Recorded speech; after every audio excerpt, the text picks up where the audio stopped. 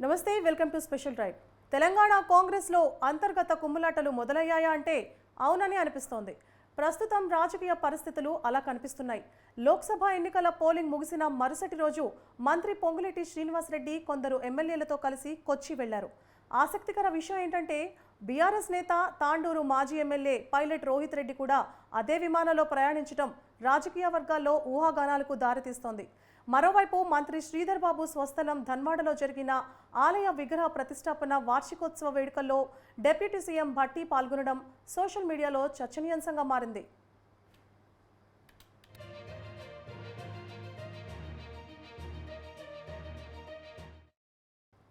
పొంగులేటి శ్రీనివాసరెడ్డి ఎమ్మెల్యేల కోసం ప్రత్యేక శిబిరం నిర్వహిస్తున్నట్లు సోషల్ మీడియాలో ప్రచారం జరుగుతోంది. కాంగ్రెస్లో భిన్నమైన శిబిరాలు ఉన్నట్లు పుకార్లు వస్తున్నాయి. లోక్సభ ఎన్నికల తర్వాత వినోదం కోసం ఎమ్మెల్యేలతో కలిసి మంత్రి పొంగులేటి కొచ్చి వెళ్లారని శ్రీనివాసరెడ్డి సన్నిహితులు చెబుతున్నారు. మరోవైపు ఆలయ వేడుకల్లో పాల్గొనాల్సిందిగా భట్టి విక్రమార్కు ఆహ్వానం అందిందని, అంతకు మించి ఏం లేదని శ్రీధర్ బాబు సన్నిహిత వర్గాలు కూడా స్పష్టం చేశాయి. అయితే కాంగ్రెస్ పైకి మేకపోతూ గాంభీర్యం ప్రదర్శిస్తున్నప్పటికీ లోపల మాత్రం ఏదో జరుగుతుందన్న చర్చ జరుగుతోంది.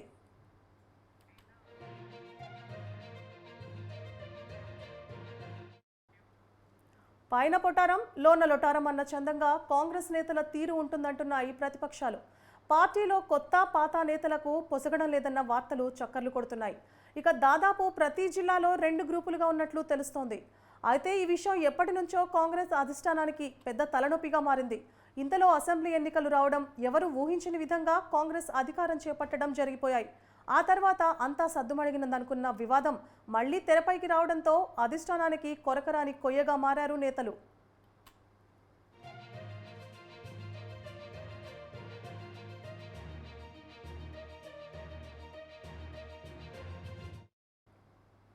ఇంతలో మళ్లీ పార్లమెంట్ ఎన్నికలు రావడం, ఆ తర్వాత అంతా ప్రచారంలో మునిగిపోయారు. మళ్లీ ఇప్పుడు పొంగులేటి కొచ్చి టూర్ పలు విమర్శలకు దారితీస్తోంది. మరోవైపు సీఎం రేవంత్ రెడ్డి తీరుపై ప్రతిపక్షాలు విమర్శలు గుప్పిస్తున్నారు. 17 పార్లమెంట్ స్థానాల్లో 12 తమకే వస్తాయని మేకపోతూ గాంభీర్యం ప్రదర్శిస్తున్నారంటూ కామెంట్స్ చేస్తున్నారు. ఇంటిని చక్కబెట్టుకొని వాడు రాష్ట్రాన్ని ఎలా ముందుకు తీసుకెళ్తాడంటూ ఎద్దేవా చేస్తున్నారు ప్రతిపక్ష నేతలు.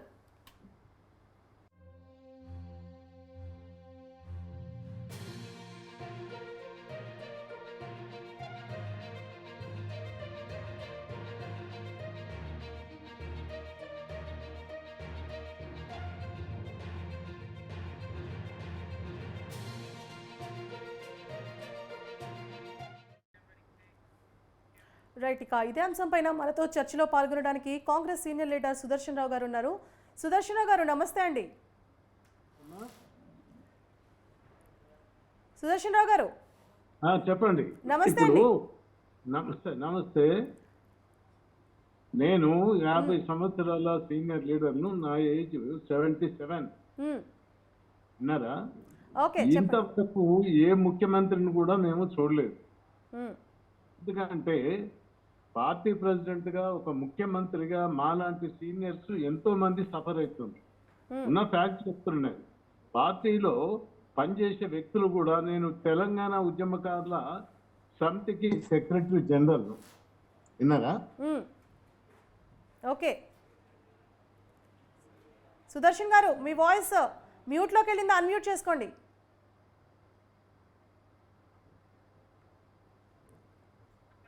సుదర్శన్ గారు మీ వాయిస్ అన్మ్యూట్ చేసుకోండి.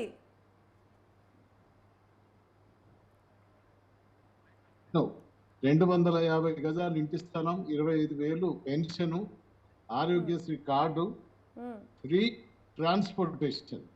ఇంతవరకు నువ్వు అన్ని ఇంప్లిమెంటేషన్ అని చెప్తున్నావు. ఓకే, పార్టీని మేము కాపాడుకోవడానికి ఎంత శ్రమించినామో ఎవ్వరు కూడా ఇప్పుడు ఉన్న క్యాండిడేట్లకు టికెట్లు కానీ, అసలు ఆఫీస్ బేరర్స్ ఎవరు, ఎక్కడి నుంచి వచ్చిండ్రు, కోర్టు కేసులు ఉండి ఇప్పుడు రేవంత్ రెడ్డి గారు కూడా పార్టీలో వచ్చిండ్రు.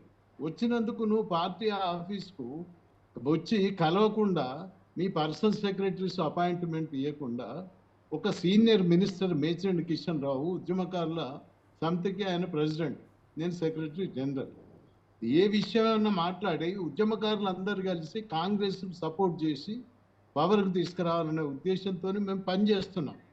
ఇంతమంది ఎంపీస్ అసలు ఏ ఎంపీ అయినా ఒక కార్యకర్తను కానీ గాంధీ భవన్కి వచ్చి పార్టీ పరిస్థితిని కానీ మీకు టికెట్ తెచ్చుకున్నారు, డబ్బులున్నాయి, సుదర్శన్ పవర్ గారు ఎంచుకున్నారు, సుదర్శన్ కాంగ్రెస్ గారు ఆ, సుదర్శన్ గారు ప్రస్తుతం మన చర్చ అంతర్గతంగా విభేదాలు కొనసాగుతున్నాయి. ఇక ఇప్పుడు జరిగిన లోక్సభ ఎన్నికలకు సంబంధించి మేకపోతు గాంభీర్యం ప్రదర్శిస్తోంది కాంగ్రెస్ పార్టీ. 12 సీట్లు మాకే వస్తాయంటూ రేవంత్ రెడ్డి మేకపోతు గాంభీర్యం ప్రదర్శిస్తున్నారు.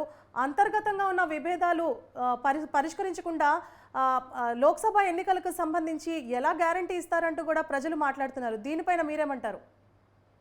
నేను అనేది ఒకటే అమ్మా, ఇప్పుడు నాకు కూడా వరంగల్ ఇక్కడ అన్ని డిస్ట్రిక్ట్స్ నుంచి మాకు ఫోన్లు వస్తుంటాయి. ఏందన్నా ఇది అసలు ఎవరు వాళ్ళు టికెట్ ఇస్తే మేము ఎట్లా పని చేయాలి? నువ్వు ఇప్పటిదాకా రాహుల్ గాంధీని, సోనియా గాంధీని మొత్తం తిట్టిన వాళ్ళంతా పార్టీలో పదవులు అనుభవించి కేశవరావు అటువంటి వాళ్ళు, ఇప్పుడు నాగేందర్ అటువంటి వాళ్ళు అందరూ ఎక్కడో వెళ్ళిపోయి పవర్ చేసి ఇప్పుడు మళ్ళా పార్టీ ఓడిపోవడంతో మన పార్టీలకు రాగానే వాళ్ళకు టికెట్లు ఎట్లా ఇస్తారు మీరు?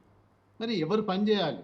మీరు ఒక్కరు రోడ్ షోలు చేసుకుంటూ మొత్తం జిల్లాల వారీగా మీరు ఎప్పుడైతే ప్రచారం చేసిండ్రో, సరే మేము కాదనటం లేదు, ముఖ్యమంత్రి మీరు పార్టీ ప్రెసిడెంట్ చెయ్యొచ్చు, కానీ సీనియరు కార్యకర్తలను మీరు పట్టించుకోక గాంధీ భవన్కు రాక పార్టీలో ఎవరు పని చేస్తారు? సరే ఇప్పుడు పార్లమెంటు ఎలక్షన్స్ అయిపోయినాయి, అసెంబ్లీలో మనం గెలిచినాం, సెక్రటరియట్లో కూడా ఏంటంటే అడ్మినిస్ట్రేషన్ ఎట్లా ఉంది దీని గురించి చెప్పుకుంటే మాకే బాధాకరమైన విషయం. ఉన్న వాస్తవం చెప్తున్నా. మమ్మల్ని పార్టీ పంపించినా బాధ లేదు, ఎందుకంటే ఇన్ని సంవత్సరాలు సుదర్శన్ గారు సంజయ్ ఒక్క నిమిషం హోల్డ్ ఉండండి. సుదర్శన్ గారు మళ్ళీ మాట్లాడుకుందాం. బీజేపీ సీనియర్ లీడర్ అయిన అశోక్ గారు మనతో చర్చలో పాల్గొనడానికి ఉన్నారు. అశోక్ గారు నమస్తే అండి. నమస్తే అండి, చెప్పండి. కాంగ్రెస్ పార్టీలో అంతర్గతంగా విభేదాలు కొనసాగుతున్నాయని వార్తలు వస్తున్నాయి, దాని పట్ల మీరేమంటారు? అమ్మ, జగమరిగిన సత్యం, కాంగ్రెస్ లోపట కాంగ్రెస్ వినాశానికి కారణం కాంగ్రెస్ నాయకులే, ఏ పార్టీ నాయకులు కాదు. ఆ కుమ్ములాటల వల్లనే కాంగ్రెస్ అధికారం కోల్పోతుందేమో అని మనం చూసిన కొన్ని చిత్రాల వల్ల మనకు అనిపిస్తుంది. ఆడ ప్రతి ఒక్కరు ఇప్పటికి కూడా మనసులలో అవకాశం దొరికితే ముఖ్యమంత్రి కావాలని, లేకపోతే వాళ్ళందరూ ఒక గూటిపైకి వచ్చి సొంతంగా ప్రభుత్వం ఏర్పాటు చేయాలని ఆలోచనలు కూడా కొన్ని చిత్రాల ద్వారా మనకు స్పష్టంగా కనిపిస్తుంది. అంటే దీనికి ముఖ్య కారణం ఏంటి అంటే, వీరు ఎప్పుడు చెప్తుంటారు అంటే మాకు స్వేచ్ఛ ఉంటుందని. వీరికి స్వేచ్ఛ ఉంటుంది కానీ క్రమశిక్షణ ఉండదు. ఈ క్రమశిక్షణ లోపమే ఇవన్నిటికీ దారి తీస్తుంది. దీంట్లో ఇతర పార్టీల పైన ఏమని చెప్తే వారు బురద జల్లుతారు, కానీ వాస్తవానికి ఇక్కడ మొదటి నుంచి కూడా ఇతర పార్టీలో వచ్చిన వాళ్ళ నుంచి స్టార్టింగ్ నుంచి ఉన్న కాంగ్రెస్ నాయకుల మధ్యలో కొన్ని కుమ్ములాటలు నడుస్తున్నాయి. అంటే నాయకత్వం విషయంలో కొన్ని గొడవలు నడుస్తున్నాయి. దీనికి కారణమే ఇవన్నీ సంఘటనలు. అంటే అంతర్గత విభేదాలు ఏ పార్టీలో అయినా సహజంగా కొనసాగుతూనే ఉంటాయి. అయితే కాంగ్రెస్ పార్టీలో ఈ శాతం ఏదైతే ఉందో అది కొద్దిగా ఎక్కువగా కనిపిస్తూ ఉంటుంది మనకి. మరి ఇప్పుడు చాలా ఉంటది. లోక్సభ ఎన్నికల పైన ఇది ఎంతవరకు ప్రభావం చూపిస్తుంది అంటారు? 100% ఇప్పటి ప్రజలు కూడా ఒకరు గమనిస్తుంటారు. అంటే వీళ్ళ లోపటే సఖ్యత లేనప్పుడు ప్రజలను ఎలా పాలిస్తారు, రాష్ట్ర అభివృద్ధి ఎలా సాధ్యం అవుతుంది, ఇవన్నీ విషయాలు ప్రజలు కూడా ఆలోచిస్తారు. దీనికి ముఖ్యంగా ఏంటంటే నాయకత్వ లోపం అని కూడా చెప్పొచ్చు మనం.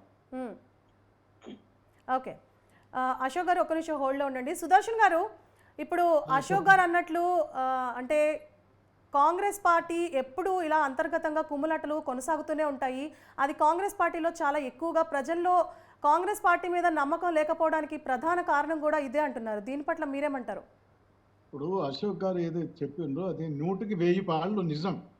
నేనే చెప్తున్నా, ఎప్పుడైతే కొత్త నాయకులు పుట్టుకొని వచ్చిండ్రో పార్టీని భ్రష్టు పట్టిస్తానికి వచ్చింది అనేది ఒకటి అర్థమైపోతుంది కాంగ్రెస్ పార్టీ. అంటే కొత్తగా వచ్చిన వాళ్ళకి ఆల్రెడీ పార్టీలో ఎప్పటి నుంచి ఉన్న సీనియర్స్ కి పొసగడం లేదంటారా? దాని వల్లనే సమస్యలు అంటారా? ఈరోజు పార్లమెంట్ ఎలక్షన్ అయింది, కాంగ్రెస్ గవర్నమెంట్ వచ్చింది. ఏ పార్లమెంటు మెంబర్ అయినా సీనియర్ కాంగ్రెస్ను పిలుచుకొని కానీ వాళ్ళతో ప్రచారం చేయటం కానీ ఎటువంటిది కూడా జరిగింది.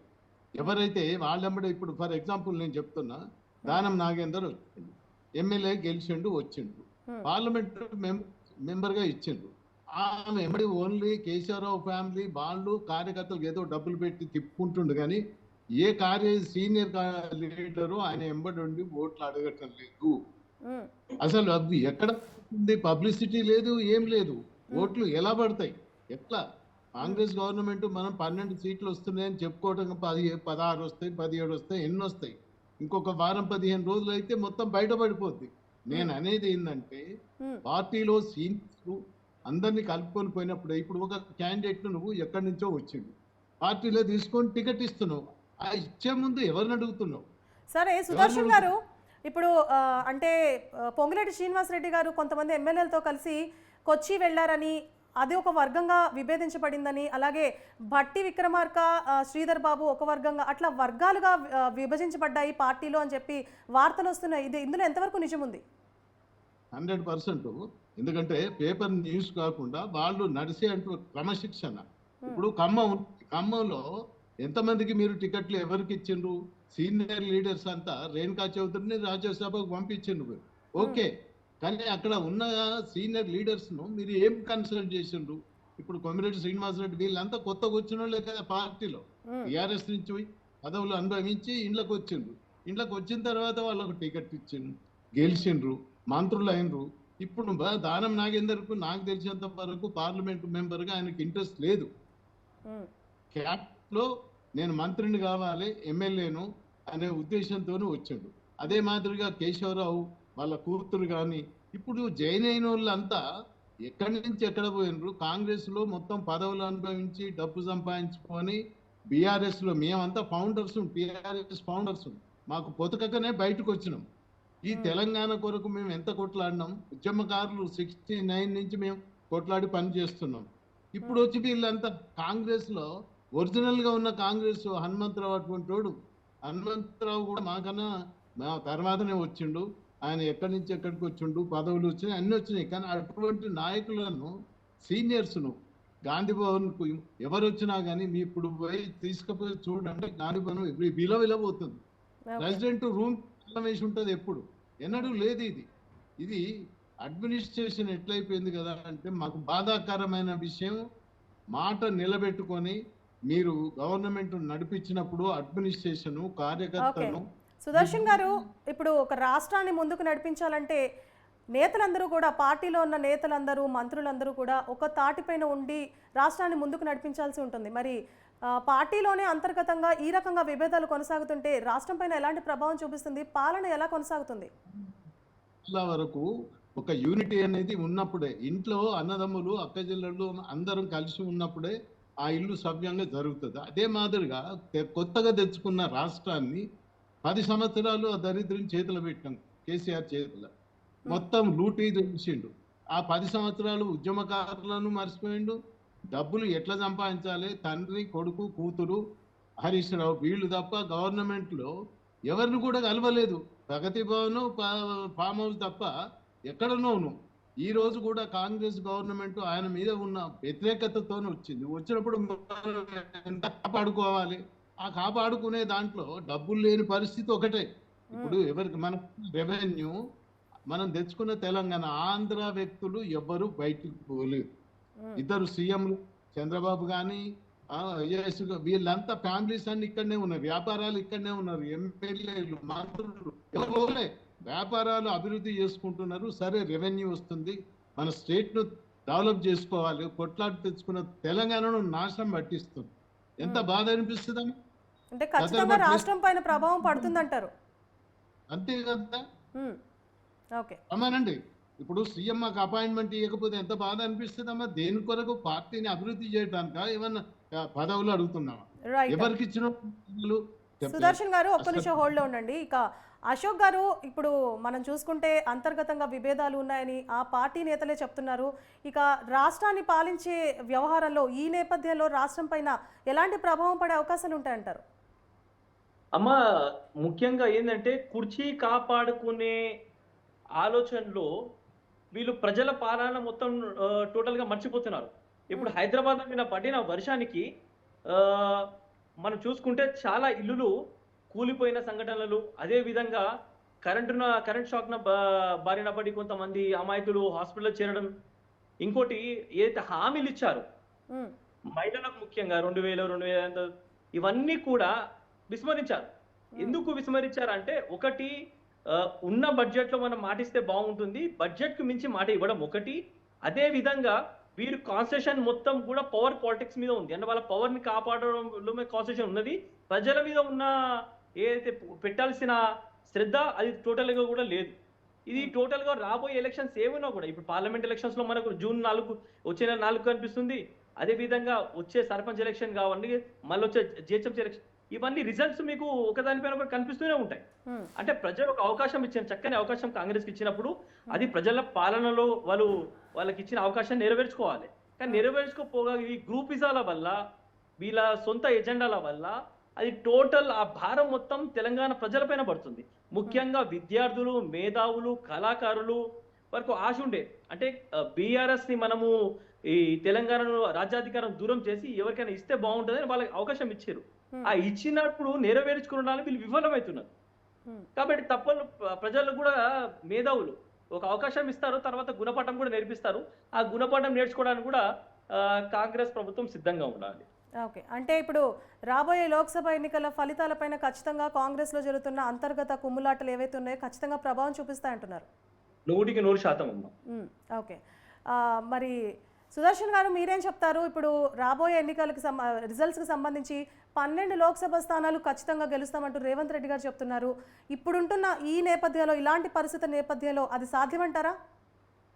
ఇప్పుడు మాకు తెలిసినంత వరకు అన్న హ్మ్. మాకు ఎక్కడి నుంచి కాన్స్టిట్యున్సీ వైజ్గా టెలిఫోన్స్ వస్తున్నాయో ఏ క్యాండిడేట్ కూడా లోకల్గా రాజకీయంగా పనిచేయనప్పుడు పార్టీ ఎట్లా గెలుస్తుంది? మీరే చెప్పండి. మేము అడుగుతాం. సీఎంను మాకు అపాయింట్మెంట్ ఇస్తే మేమే అడుగుతాం.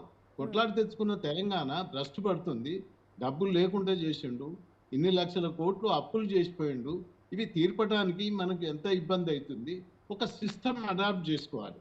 మనము ఇల్లు చక్కబెట్టుకున్నట్టు ముందు చూపుతోని ముందుకు పోవాలి. అది ఏది లేకుండా గుడ్డెత్తి చేన్ల పడి మేసుకుంటూ పోయినట్టు పోతే గవర్నమెంట్ నడవదు. ఇప్పుడు కాంగ్రెస్ పార్టీలో ఇప్పుడే కాదు, మొదటి నుంచి ఈ కుమ్ములాటలు ఇవన్నీ వస్తుంటాయి. వచ్చినా కానీ తట్టు కెపాసిటీ ఉండాలి. అందరితోని కలగలుపుగా నువ్వు ఆఫీస్కు రాకుండా జీతాలు తీసుకుంటుంటే దాని పరిస్థితి ఏంది? కాంగ్రెస్ పార్టీ ఇప్పుడు కాదు, 130 సంవత్సరాల చరిత్ర ఉంది. దాన్ని రోడ్డు మీదకి తీసుకొస్తున్నారు. అక్కడ ఖర్గే గెలవడు, సంజయ్ మన రాహుల్ గాంధీ ఎవరు గెలవడు. ఇక్కడికి వస్తే ఆ ఫోటోలు దిగటానికి దానికే సరిపో సీనియర్ లార్డ్ ఎవ్వరు కూడా హ్యాపీగా లేరమ్మా ఇప్పుడు.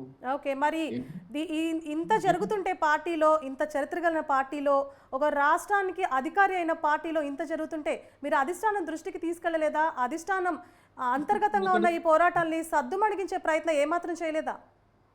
నేను అడుగుతున్నా, అధిష్టానం ఎక్కడుంది? ఈ రోజు రాహుల్ గాంధీ అమేథీలో కంటెస్ట్ చేస్తుండంటే ఈ నాయకులంతా అక్కడ పోయినరు. ఏం చేస్తారు?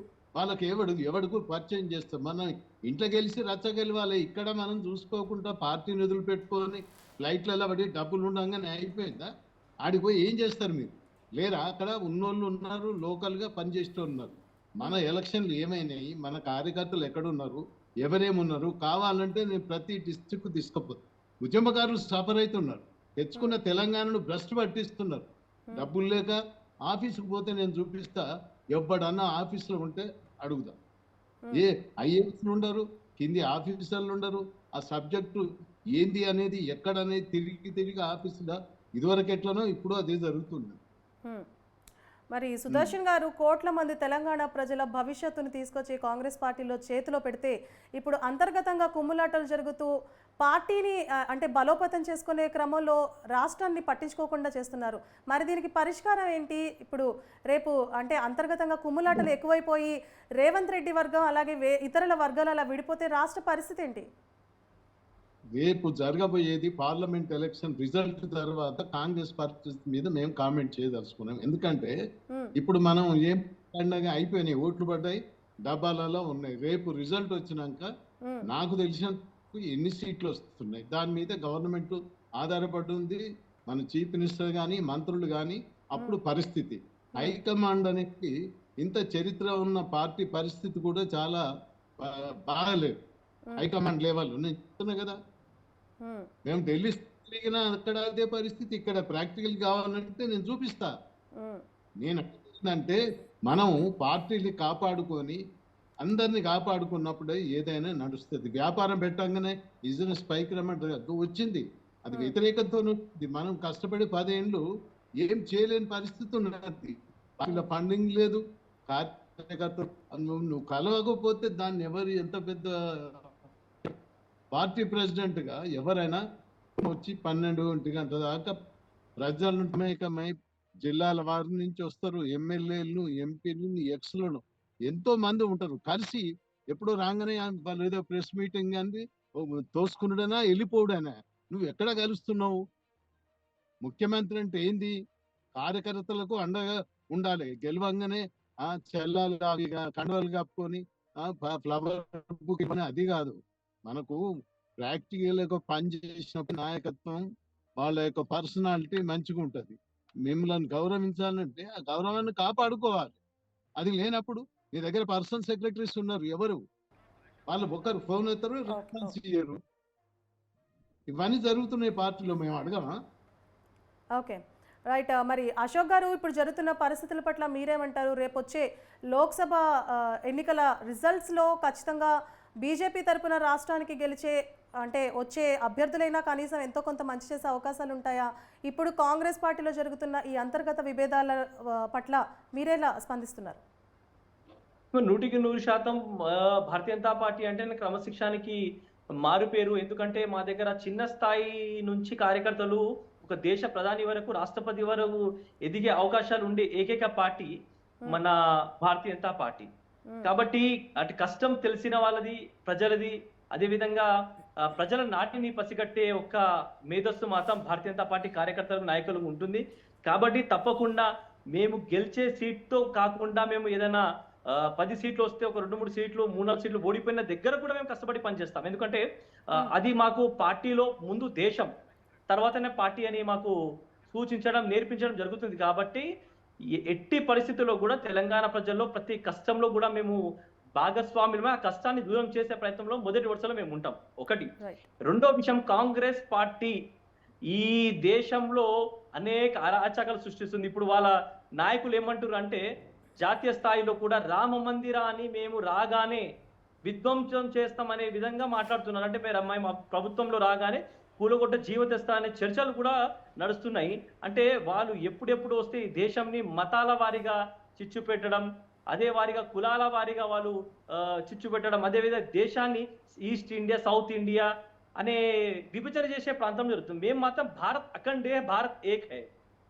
అవన్నీ ఓకే అండి, అవన్నీ జరిగినాయి. కానీ అంటే ఇప్పుడు రాష్ట్రంలో జరుగుతున్న అంతర్గత విభేదాల పట్ల రాష్ట్రం అయితే చెడు ప్రభావం పడకూడదు కదా, దాని గురించి మెయిన్ నేను అందుకోసం అంటున్నా. దీనికి ముఖ్య కారణం ఏంటి అంటే వీళ్ళ కుర్చీ కుమ్ములాట. కానీ తెలంగాణ ప్రజల కోసం మేము ఎప్పుడు కూడా పోరాటం ఉంటుంది, ప్రజల పక్షాన పోరాడుతూనే ఉంటాం. మేము మా ప్రభుత్వం వచ్చినా రాకున్నా, భవిష్యత్తులో వచ్చినా కూడా మేము ఎక్కువ పనిచేస్తాం. ఇప్పుడు తెలంగాణ వీళ్ళు ఏదైనా ఇచ్చిన హామీ నిలబెట్టకపోతే ప్రజల వైపు నిలబడి పోరాడి మేము సాధించే ప్రయత్నం చేస్తాం. Okay, right. థ్యాంక్ యూ అండి చర్చలో పాల్గొనేందుకు సుదర్శన్ గారు, అలాగే అశోక్ గారు. ఇక ఇంతకు సీఎం రేవంత్ రెడ్డి ఇంట గెలిచి రచ్చగలుస్తారా, లేదంటే అంతర్గత కుమ్ములాటలతో అభాసు పాలవుతారా చూడాలి. మరి ఇది వాటి special drive. Keep watching news 360. నిజం ఆలోచనను మారుస్తుంది.